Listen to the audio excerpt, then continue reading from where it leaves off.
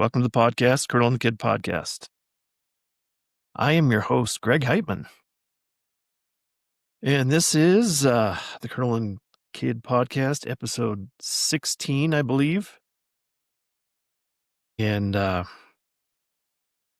this is the episode called the Pheasant Hunting Part 2. Today's Thursday, December 11th. So again, I'm behind on my NFL picks. So we got those coming up later. But this is a podcast dedicated to my grandfather, Lieutenant Colonel Edwin P. Hagen Jr., the Colonel of the Colonel and the Kid podcast. And of course, I am the kid, as that relation goes. So this is the podcast built around the memoir I've written for my grandfather. And it's my mom's dad, my maternal grandfather. And the memoir is really it's the spine of the podcast. And then I build out from there till I have a few other subsections, recurring sections that I go over. And one thing about the podcast, I guess, for me, it's become like psychotherapy for me. Although it was never officially intended for that, it had become that somewhat when I was writing it, but now it's even, I guess, become more of my therapeutic analysis of myself. So I think it's a very cheap and efficient way to, I guess, vent my frustrations about whatever things are going on, difficulties in life, and then also just look at myself and reflect upon myself and have some introspection about things, and just to document it most of all.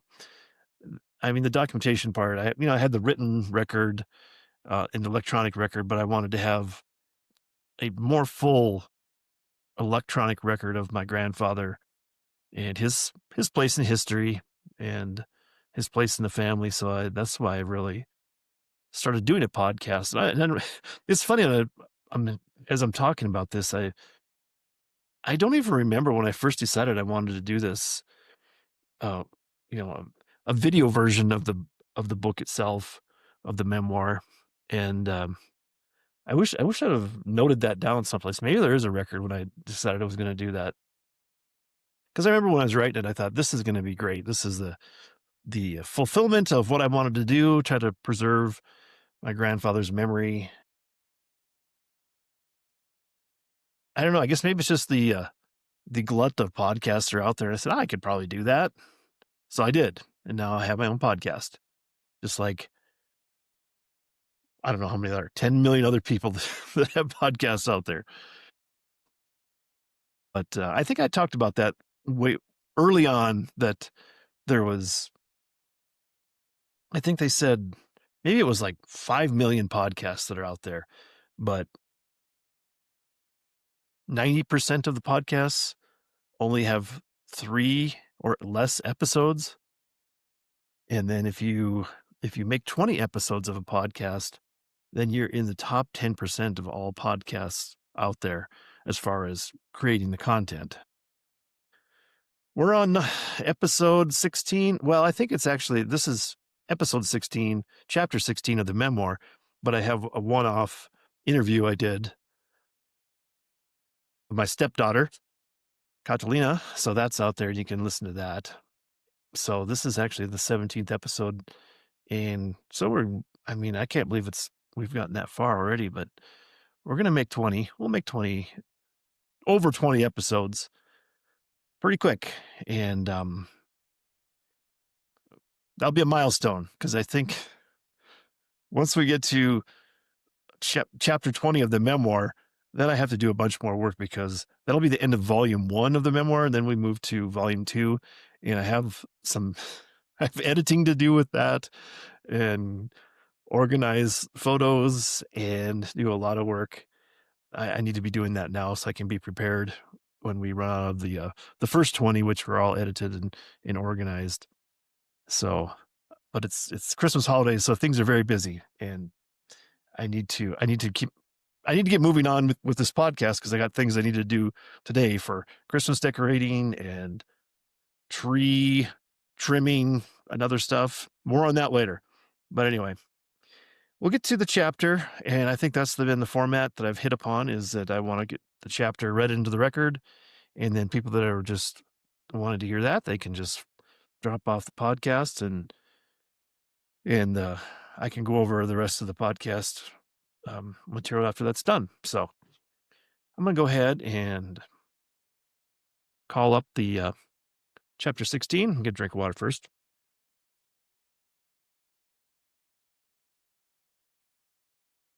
And today's chapter, chapter 16,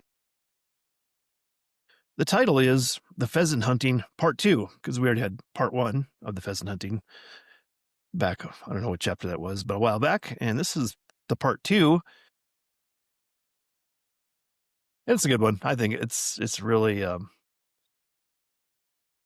really brings me back to the old days, early 70s, and just, it just makes me laugh just to even think about it and read it. But so here we go. Chapter 16 of the Colonel and the Kid memoir. The Pheasant Hunting, Part 2. Not only do we have a quote this time, but I had a little definition from the dictionary.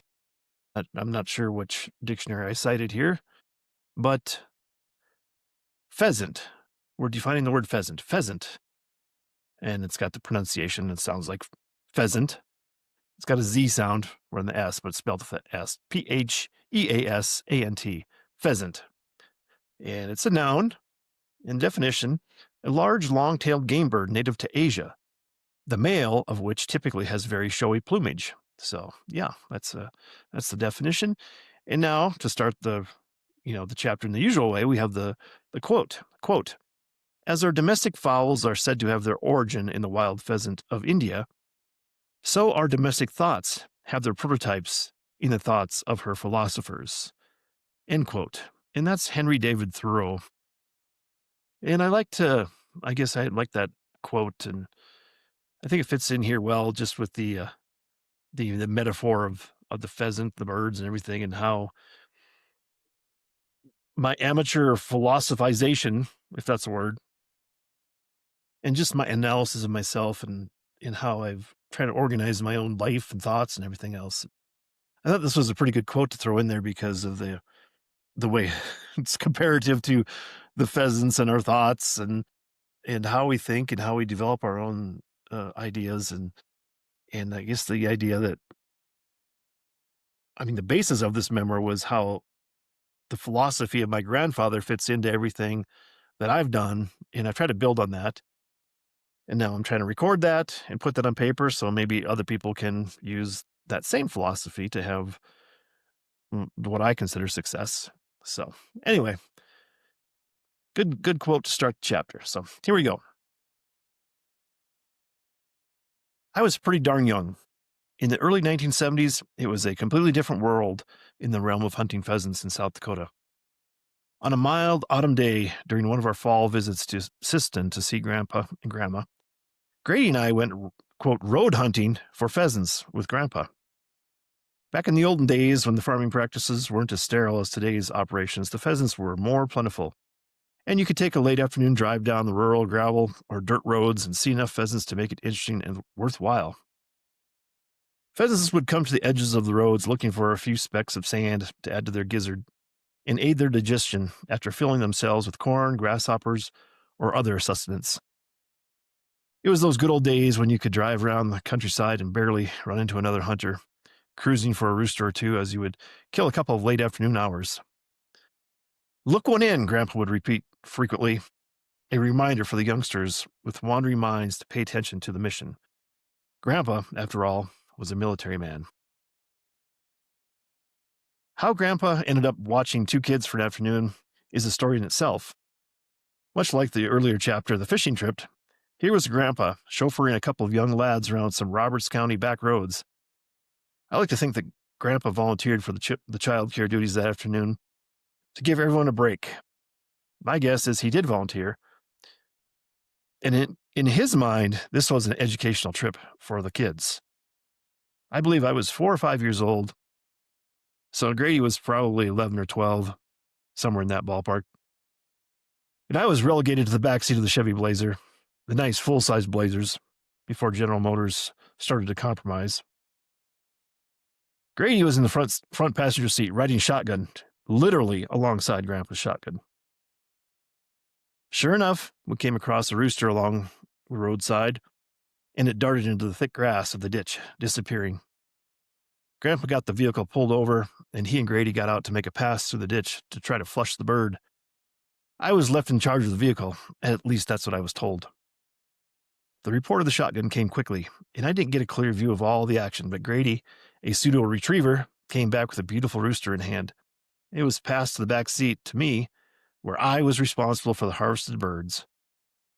I can still see the late afternoon light on the iridescent feathers and stroking individual plumes on the bird's chest, noticing how they all fit together, so orderly. Not to mention the long golden tail with black bars perpendicular to the vein of the feathers that help provide the bird with its camouflage. And here I have a photo, and I'll read the caption and talk about it a little bit. November 2003. I posed with my limit of roosters on the back of the Bomber at Grady's house, the Bomber being Grady's old Chevy pickup truck that was originally Grandpa's. But more on that in a future chapter. This photo makes me smile as I see my hand resting on a rooster. It seems a fitting parallel to sleeping in the backseat of Grandpa's Blazer, curled up with the rooster under my arm. I couldn't find a photo of Grandpa's Blazer, so this photo will have to suffice. It didn't take long for the adrenaline to wear off as we continued to drive ever so slowly down the back roads. And being a youngster in the back of the vehicle, drowsiness set in. Soon I was curled up in the backseat of the Blazer, asleep with a dead pheasant under my arm. Like a teddy bear. It wouldn't last. Grandpa decided to wake me up by driving the four-wheel drive Blazer down into the ditch. It worked. Bouncing through the ditch, I groggily righted myself, trying to figure out what was going on. The laughter from the front seat diffused any idea that there was danger. It became a legendary story for Grandpa to repeat when pheasant season rolled around each year. So I guess I didn't talk about the picture. I was going to talk about, I read the caption, but didn't talk about the picture. And it's me with my hunting clothes on, and I can see, there's 3 roosters there. There's 2, they're under my, I'm touching one with my left hand, and then there's another pheasant rooster right next to it, and then another one and the 2 that the one that I'm touching and the one next to it, they have their heads forward. They're laying over the end of the tailgate on the red Chevy pickup truck. And then there's another pheasant with its tail sticking out in the direction. And I don't know why we didn't arrange that with all 3 of the roosters' heads facing the same direction. But anyway, I'm pretty sure Grady took that picture of me with these birds, and successful day out at Grady's ranch out there in Falk County. And it's kind of funny because the shadows are getting kind of long. It's later in the afternoon, and underneath the truck, you can barely catch a glimpse of one of Grady's cats, his farm cats there in the driveway. And it's a good picture. I'm dressed in my brown hunting pants and camouflage sweatshirt. I got an orange vest on, orange cap. And I'm really, I don't know if it's a combination of squinting and smiling, and as I look into the sun, but it looks like it's really a bright sunshine. So maybe it's not as good a smile as it could have been. It's more of a smile influenced by the bright sunlight. So back to the chapter. It wasn't the only time the pursuit of pheasants would make me the butt of Grandpa's jokes. Apparently, there's an ancient myth about putting salt on a bird's tail to immobilize it. Bizarre, I know. And I had never even bothered to investigate this claim until I wanted to share the story. According to the internet, salting a bird's tail dates back to the 1600s, and it somehow has stayed alive to this day, where I will perpetuate the tale. Grandpa, being the hilarious prankster he was, managed to get a container of salt that had a logo of a pheasant on it. I've looked for an image of that old salt bin, but unfortunately, I haven't been able to find any. Scoured the internet just hoping to find um, a glimpse of an image of it so I could share that. I can imagine, I can just picture in my mind, it's like the Morton salt container that you would buy at the store. That's, cylinder size and everything, whatever that is, 1 pound of salt. But this container, instead of the dark blue Morton salt, it was like a solid white container, and it had like a little circle logo with the pheasant on it.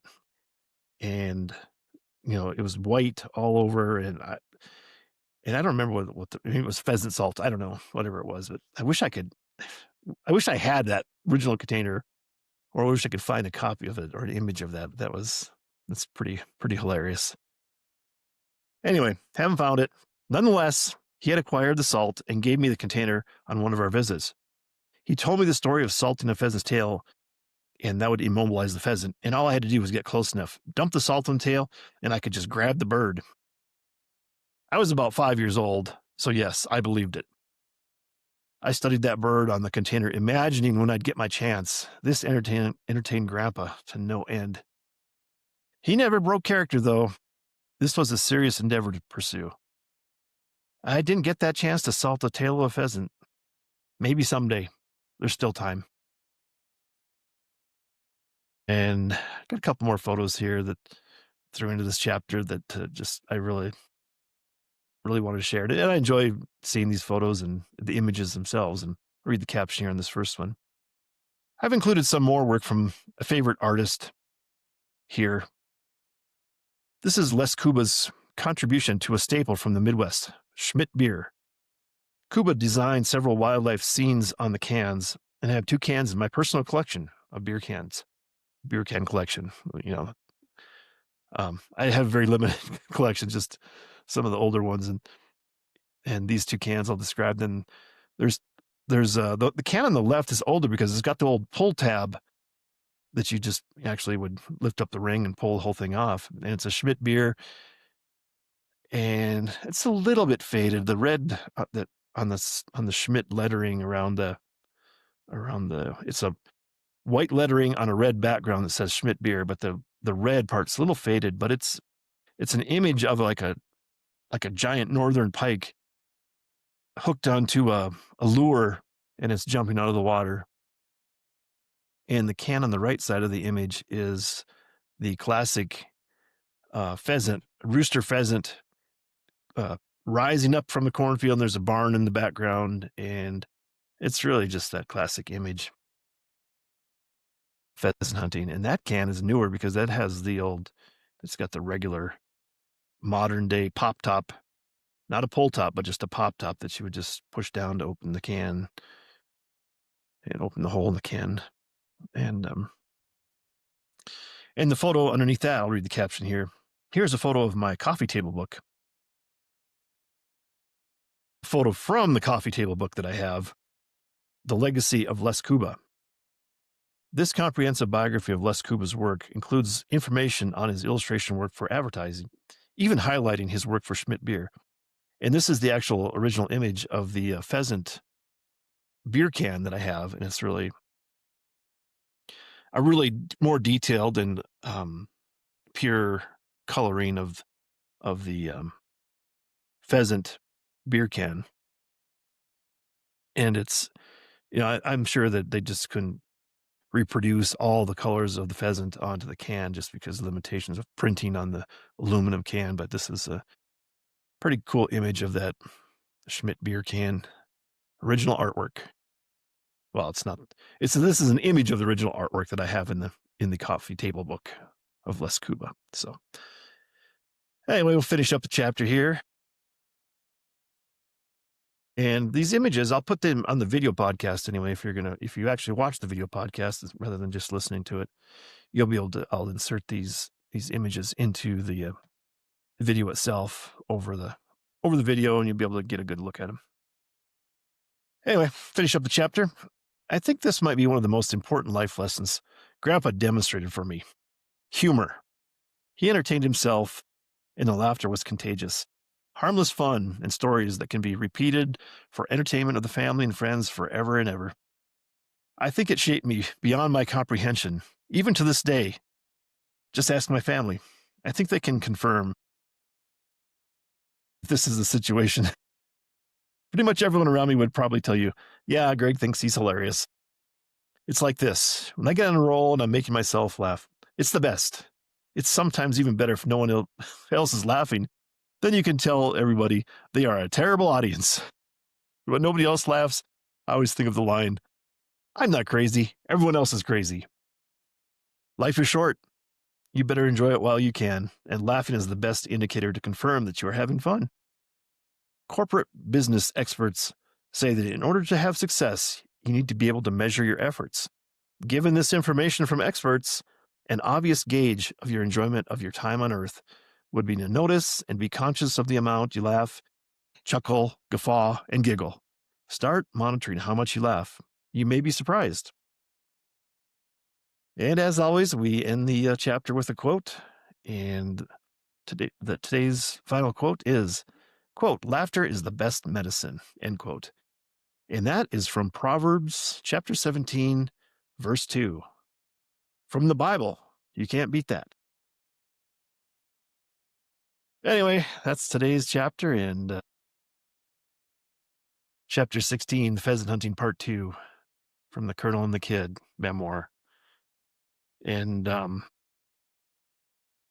I'll stop it there. I won't go on too much longer about that. I'll release everyone that just wants to hear the memoir itself, and I'll go on to the rest of the podcast. Got the NFL to go through, and then a couple other things, but I'm going to probably keep it short today because, like I said, it's Christmas time, got Christmas activities to do, and it's a beautiful day out. I think it's going to be 60 degrees here in Santa Fe, New Mexico.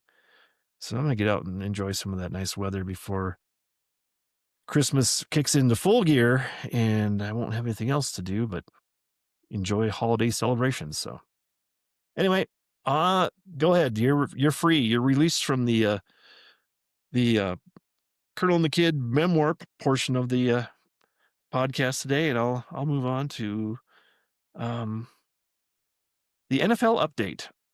So, okay, here we are. Man, this NFL week 14 was not a good week for Greg for his picks, and I was 7-7 on the week 14. Not good. You know, it was a coin flip all the way through. 50% right, 50% wrong. What are you going to do?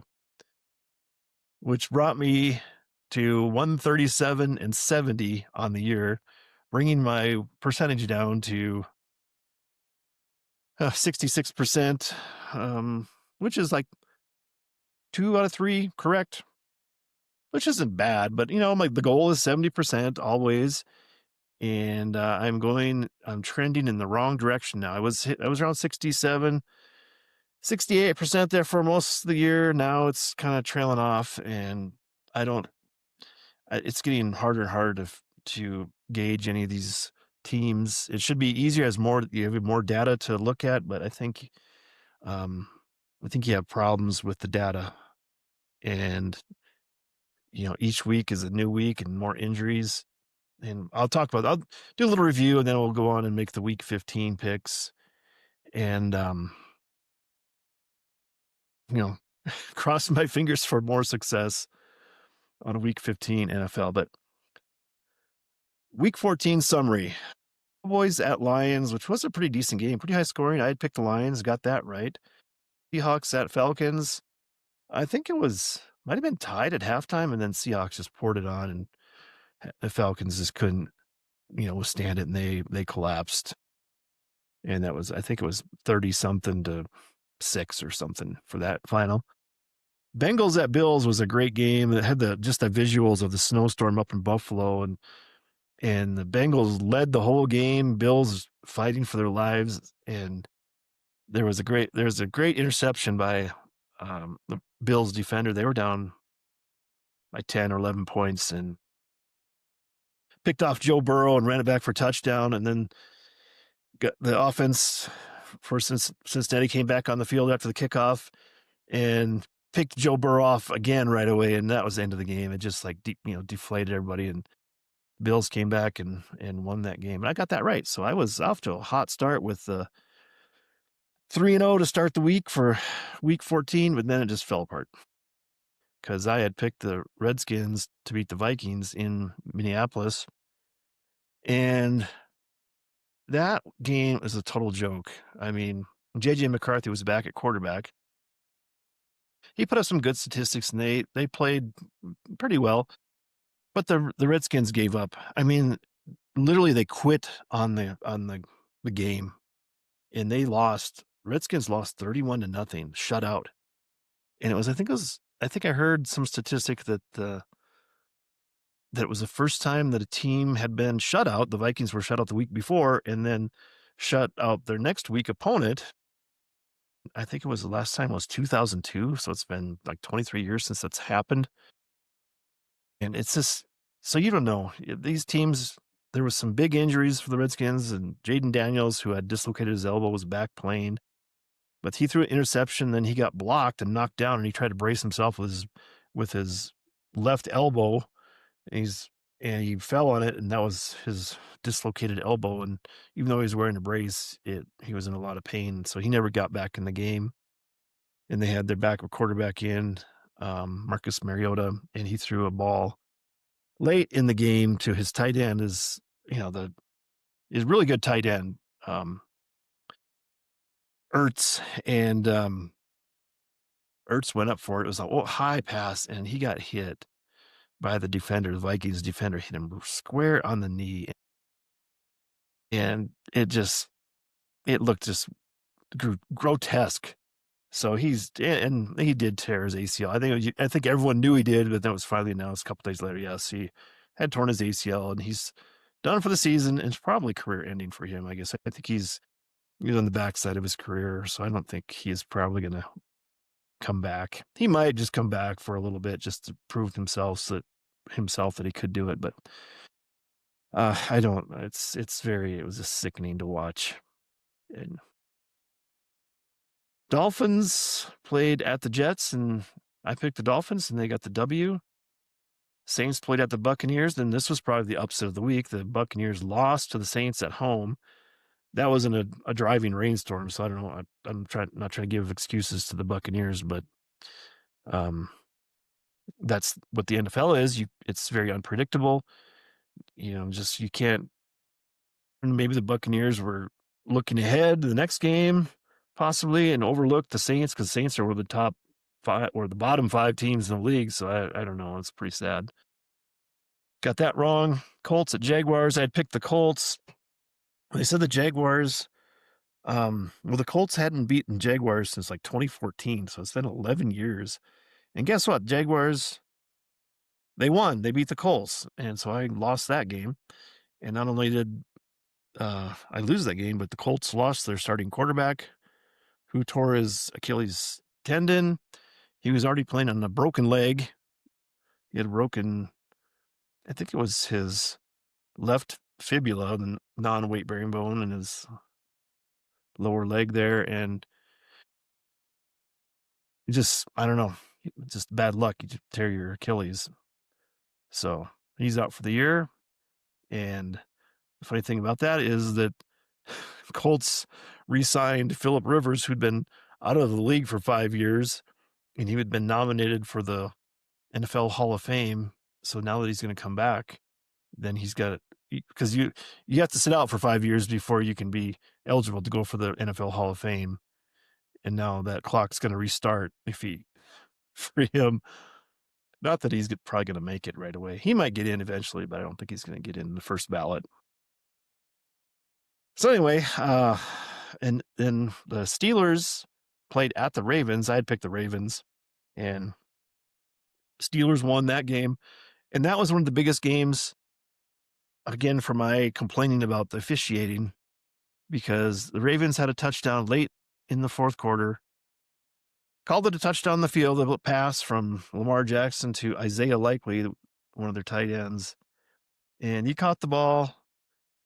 They called it a touchdown, then they reviewed it, and then they took the touchdown away. And it was like, what do you why are you taking the touchdown away? And they said, because when he caught it, he took 1 foot down, 2nd foot down, extended the ball out, and then the defender came and reached through from behind, knocked the ball out of his hand, and he had already taken, 1 step, 2 step, and then the ball was knocked out of his hand.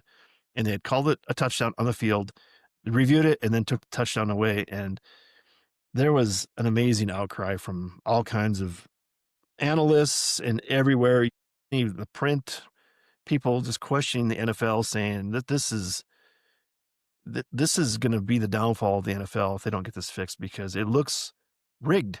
It looks like it's fixed against certain teams, certain situations where they're trying to get the matchups they want for playoffs or whatever.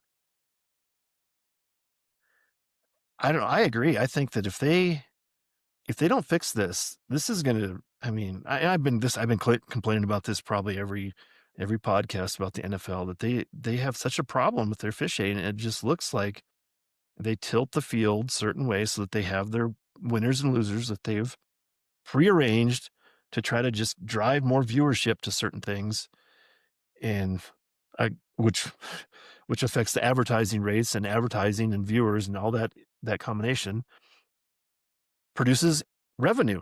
So it's just become a revenue stream versus any competition. It's just, it ends up being just sick and grotesque, and then just a travesty in what is supposed to be competition and sport, but it's not anymore. It's pathetic. So that being said, got that loss.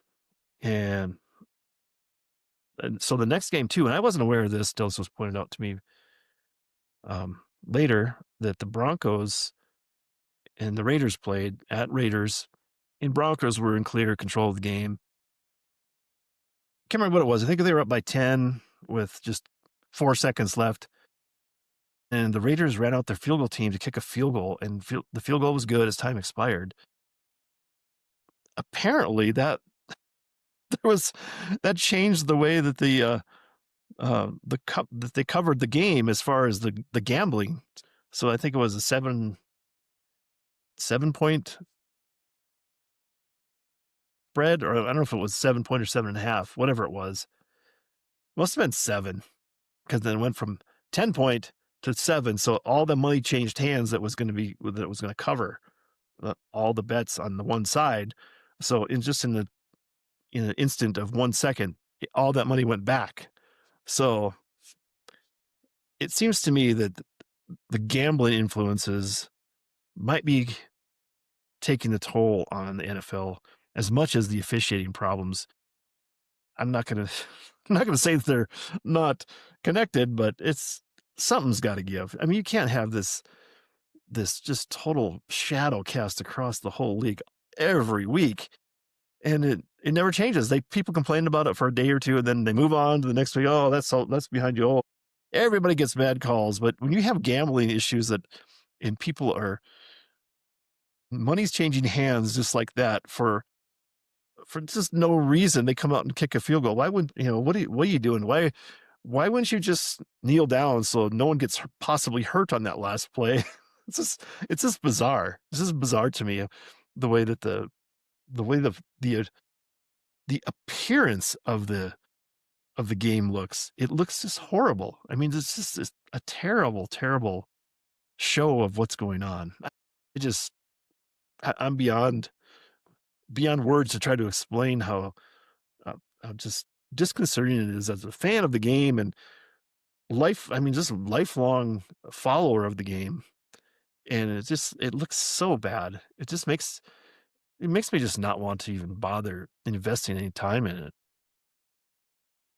Don't worry, I'm invested through the end of the year, so I will be giving you the updates and everything up through the Super Bowl, and hopefully, anyway.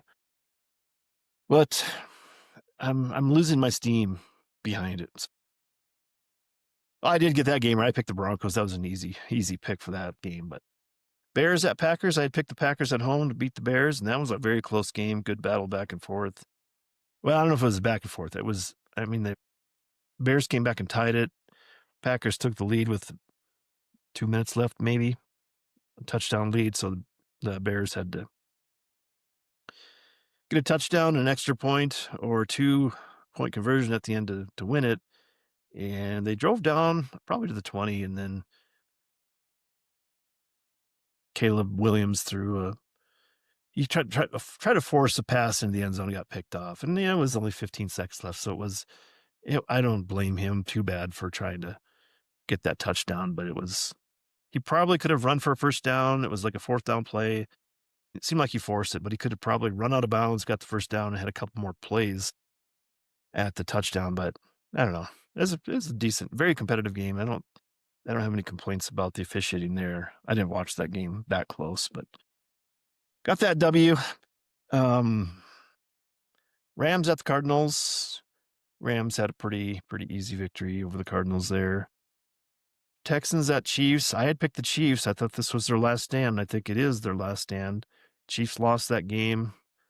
Very ugly game. Chiefs scored 10 points. Texans ended up with 20, but I mean, the Chiefs look bad. They look like they're over the hill. They have no receivers that are any good. Drop the ball left and right. And I think the cherry on top of that game was that Travis Kelsey had a chance to, get a first down in one play in deep in their own territory. Chiefs were down by 10, so it was already a dire situation. But Travis Kelsey got his hands on the ball, kind of fumbled it, and got it up by his shoulder, and basically was trying to grab the ball and basically handed the ball to the defender. So it looked just comical as it was, an interception Mahomes, and it was not Mahomes' fault by any means, and it's just pathetic. And it just sort of like a kind of like a summary of their season. Chiefs lost, and I think they have such a slight chance to make the playoffs that they're done, and I think their little run, their little small dynasty is probably over. I mean, not that they can't come back in a couple more years and maybe try to reload, but I think they're going to be hurting for a while because I think their draft and some of their other acquisitions have been failures. So I don't know. I'm not too sad about it, but I like watching Mahomes play. I mean, he can light it up if he has some receivers, and I like the offensive side of the game, but not too sorry about it. The Eagles at the Chargers on the Monday night game. And that was such a terrible, sloppy game. It looked like the first game of the season, just terrible. Turnovers left and right. It went into overtime. Chargers kicked a field goal. Eagles were marching down, get close to probably at the 20-yard line to maybe get a touchdown to win the game. And Hurt throws I don't know, it was his fourth. Jalen Hurt throws the fourth. I think it was his fourth interception of the game. and and it ends the game, so they lose. And I had picked the Eagles, and I was glad. I was glad the Eagles lost. I hate them as a team, and their fans are horrible people. It seems like. So I'm always glad to see the Eagles lose, no matter. And the more heartbreaking fashion, the better, as far as that goes. And then the buys for week 14, there was Panthers had a buy, Patriots, Giants, 49ers. So they'll come into play here when I make my week 15 picks, and we'll move on to that. So we got the full slate, 16 games going on. And tonight, it's Thursday, we have a Thursday night football game. Falcons at the Buccaneers. This is a NFC South game. And these are tough because these guys play on Sunday and then they play again on Thursday, just with, minimal rest. Monday, Tuesday, Wednesday. But Wednesday, they're probably traveling. So it's just no practice, no rest, no recovery. I mean, pretty much the safest thing to do is pick the home team. And that's what I'm doing, picking the Buccaneers. Falcons they're just a shell of themselves. And the Buccaneers are on a big losing streak, so they have to try to get their ship righted before the playoffs start. Picking the Buccaneers. Browns at the Bears. I'm picking the Bears. The Browns are they're getting worse. Their defense used to be a little more stout, but it seemed like they just, they'd stay on the field so long because the Browns' offense is so terrible that the Bears probably should be able to handle this game. Ravens at Bengals. I am flip-flopping on this one back and forth. I had picked the Bengals and I decided, well, I think the way it's going to lay out for this game is the league wants the Ravens to win because they want the rematch with the Steelers, which could determine the AFC North division, especially after the debacle where the Steelers ended up beating the Ravens last week on that stupid, terrible call. And I think the Bengals, T. Higgins, I think he has a concussion again, so I don't know if he's going to play, one of their top receivers. So that really hurts them with that because they have Jamar Chase and T. Higgins. It's that 1-2 receiver core, that receiving punch that they have, just so hard to cover both those guys. If you're missing one, then you can double one or the other and pretty much impact the game that way. But so I've flipped back to the Ravens to win that game on the road. So we'll see. It's could be entertaining. Chargers at Chiefs. The fool that I am, I'm going to pick the Chiefs in their last ditch desperation to be spoiler and try to mess up the Chargers season. Chiefs got beat by the Chargers. I think that was down in Brazil, maybe? I don't know. Somewhere in Brazil, I think, to open the season. And the Chargers beat the Chiefs then. So I think maybe there's probably a little payback they want. And Chiefs, Chargers don't look that good to me. I don't know. They're both not good teams. The Chargers they've won all their close games and Chiefs haven't. So the Chargers have a pretty good record. And I think they'll make the playoffs even if they lose. So I'm going to go ahead and pick the Chiefs at home. And I'll probably be sorry. But anyway, I'm doing what I'm doing. And it's actually, I had picked the Ravens. So I'm only picking three road teams and 13 home teams this week. So we'll see how that goes too. So the Bills play at the Patriots. The Patriots beat the Bills up in Buffalo earlier in the season in kind of a surprise. And the Patriots are one of the best teams, maybe let's say they're the top 4 teams in the league. And but they've played such an easy schedule, and the Bills are desperate. They're trying to hold on to a playoff spot by the skin of their teeth here. So I think the Bills going to come back and play a little spoiler and upset the Patriots this week. So we'll see how that goes. And like I said, one of the 3 road teams I'm picking. Redskins versus Giants at the Giants, and Giants are coming off a bye. I should mention the Patriots had a bye last week too, so they might be a little fresher, but I'm going to say rustier. So they might have I'm going to guess they're not going to perform as well as they probably could. Giants off their bye against the Redskins. I think the Redskins have given up on their season. I would not be surprised if they make a little run at this, but man, the Redskins could win. I'm not saying that they're done, but I'm going to be surprised if the coach can get them back in the game after that total give up, but just total surrender against the Vikings. And the Giants have a lot to play for just because they're trying to, I guess, show something, and they have a rookie quarterback, Jackson Dart. We'll see if he can, just impress people, try to show some life, get the fans back on their side. So, I don't know, I'm picking the Giants there. Raiders at Eagles. Eagles have a chance to get well and get a victory. See if they can do it. I have zero confidence they will, but I'm picking them. I'm picking the Eagles to go ahead and try to get back on track and get the win. I don't know if they'll get back on track. I have complete zero faith that they can do anything the rest of the year. Definitely, I'd say the chances of them repeating as Super Bowl champs are in the single digits percentage-wise. But Jets at Jaguars. Jaguars are making this unbelievable, just quiet run. Just secretly below the radar, going to make the playoffs, going to be probably a force to be reckoned with. I'm pretty sure. I guess I could be wrong. Maybe they're in that AFC South. They have to play the Texans. They already lost to the Texans once, but they're playing the Jets this week at home. I think the Jets have 0 weapons. Um, maybe a third string quarterback for the Jets this weekend. So I don't know. I don't give them much of a shot against the Jags. Jags kind of getting their feet under them. Good luck to them. I think they move way up in my list of. They're probably in my bottom 5 ranking for in the league, and now they're probably gonna be a playoff team. So good for them.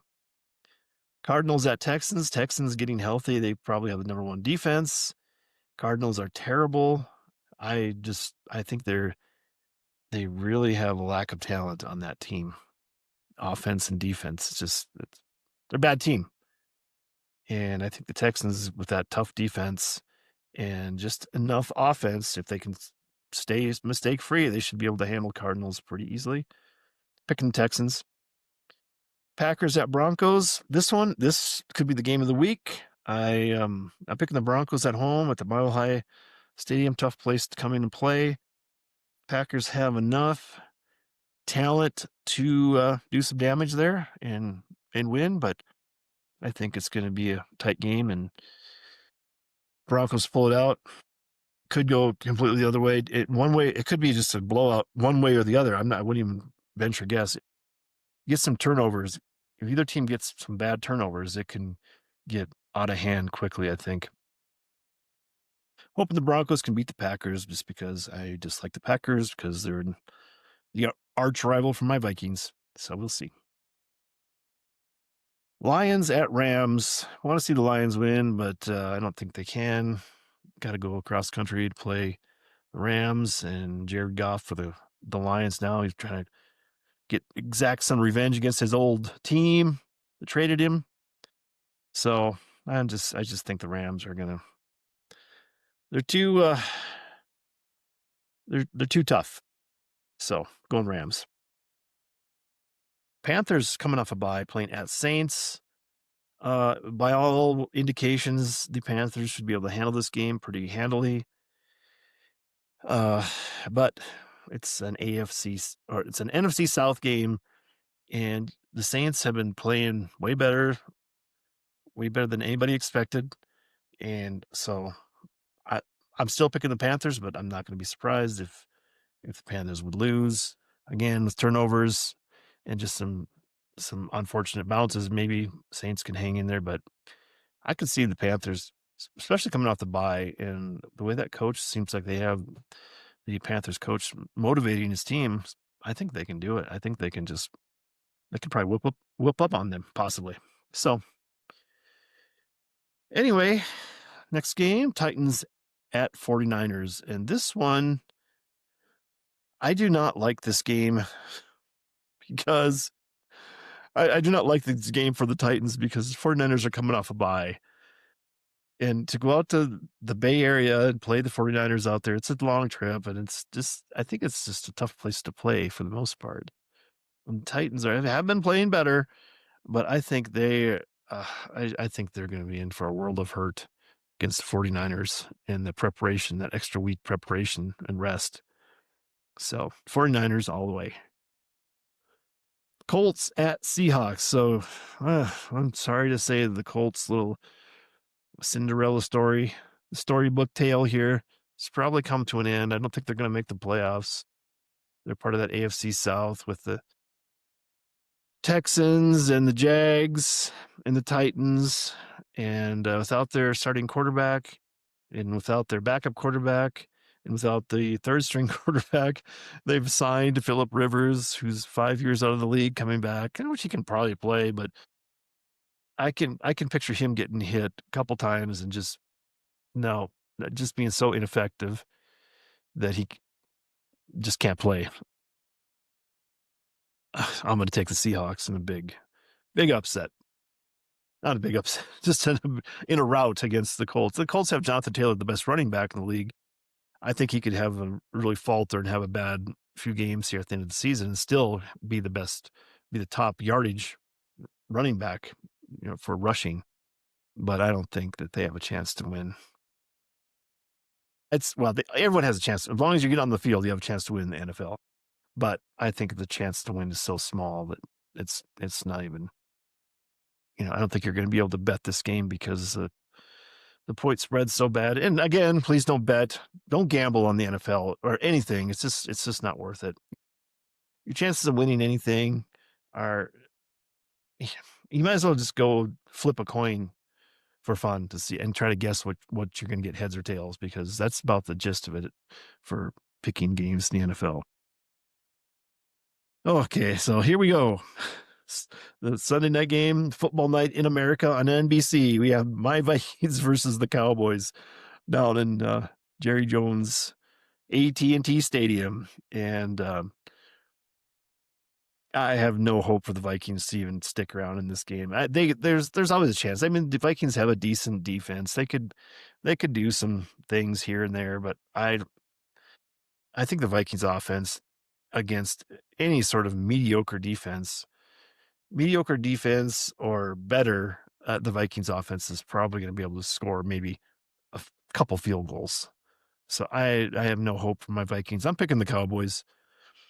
I picked I didn't pick the Vikings last week, not picked them this week, so maybe they'll make me eat my words. Don't care. I think that I think I've stated it. I think that they're going to have a total rebuild. I think this is a bad situation that's getting worse because you basically lost 2 years of evaluation for your rookie quarterback. And that's my philosophy about the NFL quarterbacks is you got to be able to draft a rookie quarterback, and the quarterback has to come in and be able to play very early in his rookie contract because he's making such little money. You can surround that quarterback with other talent and be able to pay the other players more money because you're saving money on the quarterback position instead of having to pay a veteran, decent quarterback $30 million a year. You only have to pay them around whatever it is the NFL set contract for a rookie quarterback's probably like $1 million a year versus 30 million. So you could spread that money around into other positions. And this experiment the Vikings are in is just terrible because JJ McCarthy has been hurt so much. He's going to have he's probably going to have missed 2/3 of his games, 34 games, and he's probably only have been played in 11 maybe by the end of 2 years. So you're not going to be able to have a full feel for whether he's progressing or whether he's any good. And you still have 2 more years, but then after 2 years, you is he going to be good? You don't know, or you're going to have to get another quarterback. So you've basically lost when you sign a quarterback like that, or draft a quarterback like that. It's like a 3-year process, and you lose 3 years of your system and your window of opportunity. Maybe 4 years, 3 to 4 years of your window. The Vikings have, built this defense, and they've put a lot of money in the defense because they're saving money in the quarterback.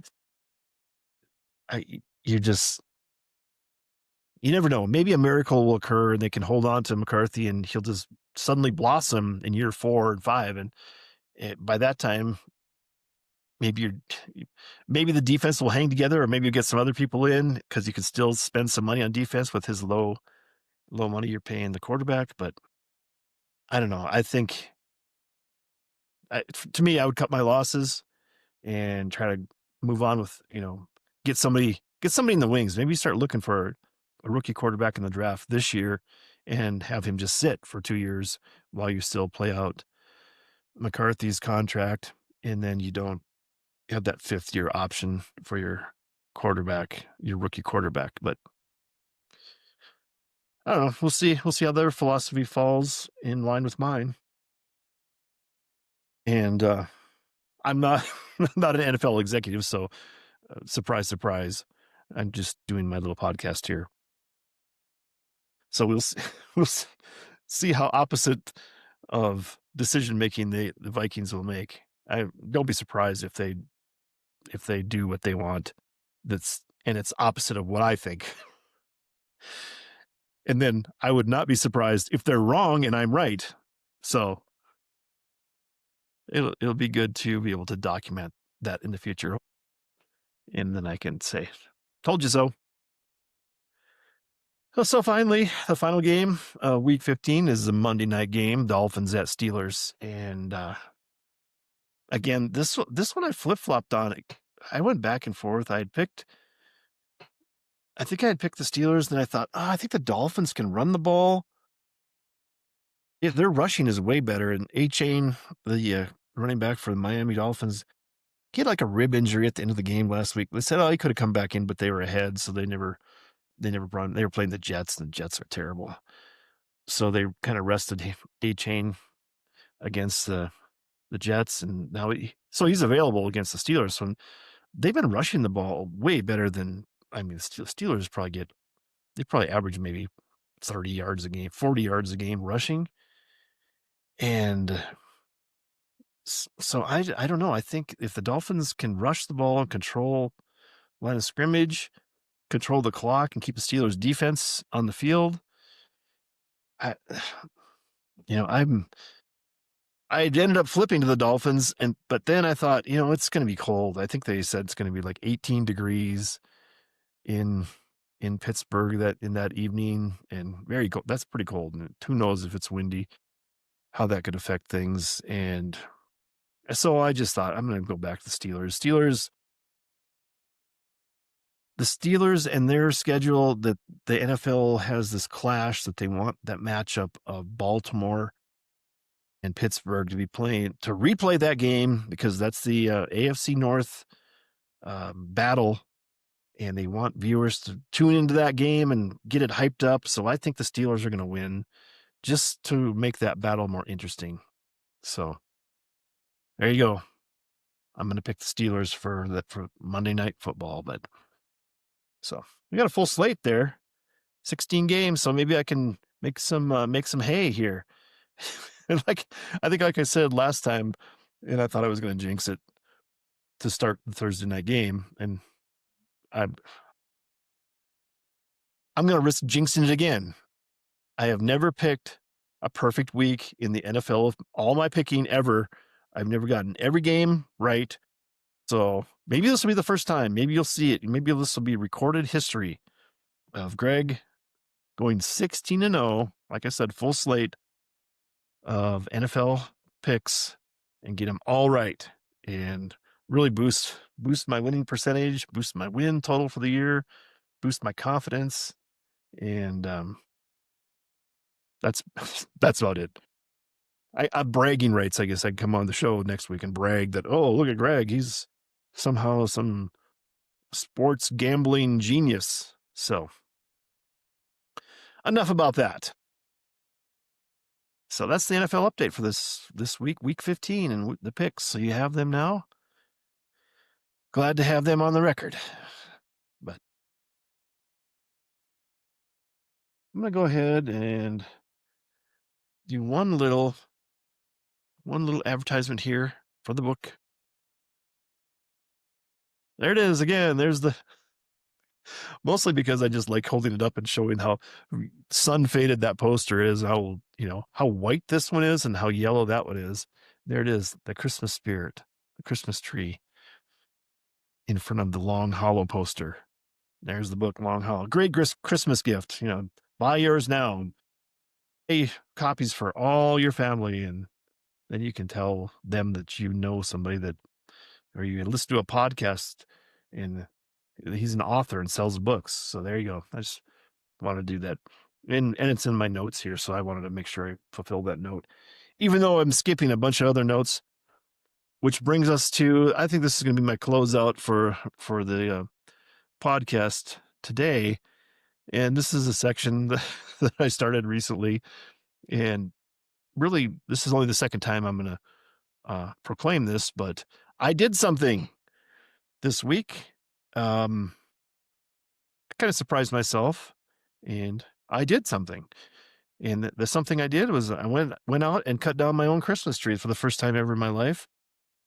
Got a permit, got to go online, get that permit from recreation.gov or whatever. I think that's the website. And then, of course, here in Santa Fe, New Mexico, we're close to the Santa Fe National Forest. So that's why I went up there to the National Forest, and I had to pay $12.50 to get get permission to buy you had to print it out myself, buy that, print out your permit, take it up to the forest and find your tree. And then the limit was a 10-foot tree.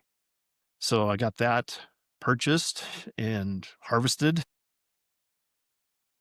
Angela and I went up there, did that. It was interesting. I mean, it was a little bit of work hauling it back. So, cause you don't want to you want to be careful with it. So you're not breaking the branches and knocking a bunch of needles off. And what I was thinking, it was in my mind, and what I was telling Angela, I said, I just feel like I'm doing something wrong. I feel guilty of people looking at me like I'm just stealing a tree or something. And I just wanted to say, I have a permit. This is legal. I'm not doing anything wrong. And um, loaded up in the back of the truck. The funny thing, I took a couple pictures. I should post those pictures on the video podcast too, if you want to see the pictures of the tree. But one of the funniest things was that Angela didn't bring her phone with her, so I wanted to have it documented. So I just gave her my phone, and she took a little video of me sawing the tree down, and then um, I don't know. I guess we carried it out together, but then when we got to the truck, there was a gate there. I was going to back up as close as we could to the gate so we didn't have to haul it further through the parking lot. And so she yells to me, "Did I give you your phone back?" And I said, "No." And she was feeling her pockets and stuff, and she didn't have my phone. She had dropped my phone, but it was just barely back. It was only like 10, 20 feet away from where she was. And I thought, oh my God, we're going to have to go up through and backtrack. And there was enough snow. There's probably like 6-7 inches of snow where we cut the tree down. So if it would have fallen in the snow, it would have fallen in and you could see it. But I thought, well, worst case scenario, we could probably find where our tracks were, dig through the snow and find the phone. But it had fallen just pretty much on the trail where where we would come out from. So it was a heart-stopping moment for a second, but phone was fine. I have the video and some pictures, so I'll put that on the podcast. And it's a good section because I did something this week. I'll share those pictures, and we got the tree up in the house. It's not decorated yet, but I'll share those pictures too. Anyway, that's all I wanted to do for this podcast, and appreciate you being here, checking it out, listening.